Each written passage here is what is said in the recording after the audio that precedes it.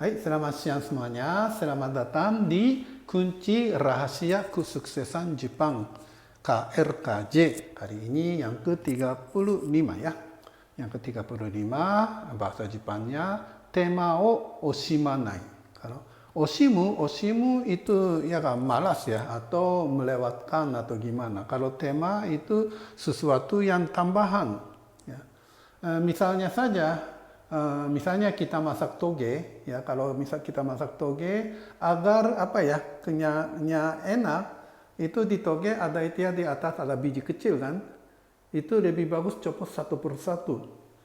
Ya misalnya itu kan satu panci toge mungkin ratusan kali ya togenya, tapi copot satu itu namanya hitotema. Hitotema itu suatu kelakuan atau suatu kelakuan yang tambahan. Ya walaupun capek, tapi hitotema itu yang bikin itu ya kasih sayang agar orangnya makan merasa enak gitu. Ya, misalnya itu kan saya suka masak pare. Kalau pare itu sebelum masak itu sunlight dulu agar itu ya parenya agak kering. Ya memang potong dulu ya, ya kan. Ya, dengan begitu pahitnya bisa berkurang. Ternyata pare itu pahitnya ada di cairan, getah. Ya, ya itu namanya hitotema juga, ya kan? Itu masak. Atau misalnya kita bikin itu ya suatu tabel di Excel, ya kan? Kalau Excel itu ya garis-garis ya garis-garis. Misalnya tatain kalau paling luar itu garisnya nggak tebal, dan itu kan yang vertikal itu garis yang tengah, kalau horizontal itu garisnya yang paling kecil gitu kan. Dirapiin itu juga hitotema. Ya mungkin ada rasa ya orang yang baca nggak sampai perhatikan begitu gitu ya. Ya tapi ya kita kasih sayang lah agar yang akan baca lebih enak dibaca gitu ya. Dan juga ya sekarang saya usianya udah 60 ke atas. Kalau 60 ke atas ya matanya agak itu ya. Kalau huruf yang kecil itu susah baca ya kan. Jadi misalnya saya itu kan kadang-kadang lakukan itu ya balas email. Kalau orang yang pokoknya itu ya tujuannya ya kalau saya tahu orangnya tua, saya sengaja itu fontnya dibesarin. Ya, karena kalau komputer saya, email yang terima tidak bisa dibesar kecilkan. Harus baca dengan kondisi begitu gitu kan. Jadi karena saya begitu, saya merasa yang lawannya juga begitu.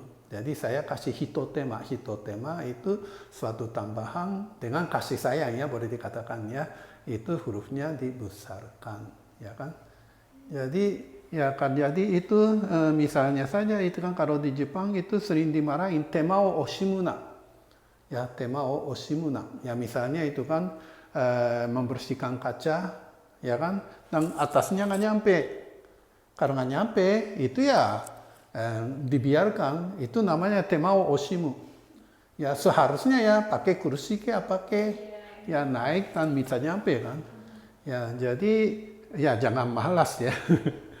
Ya, jangan malas. Jadi dasarnya menurut saya tema o oshimanai itu sebenarnya suatu kewujudan memberi kasih sayang.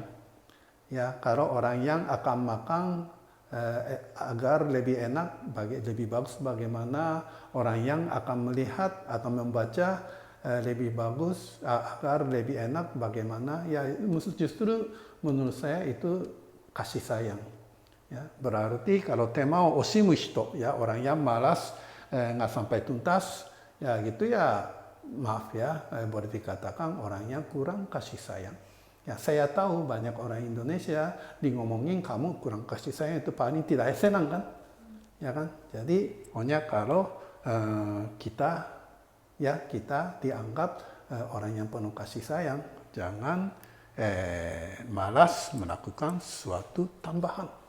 Ya, itulah namanya tema o oshimanai. Ya, begitu ya. Dan sebagai terakhir ya agar kita itu ya semua itu ya pelajaran ini tujuannya meningkatkan kemampuan sebagai manusia. Atau kalau mungkin ya kata-kata yang lebih akrab itu agar kita jadi matang gitu.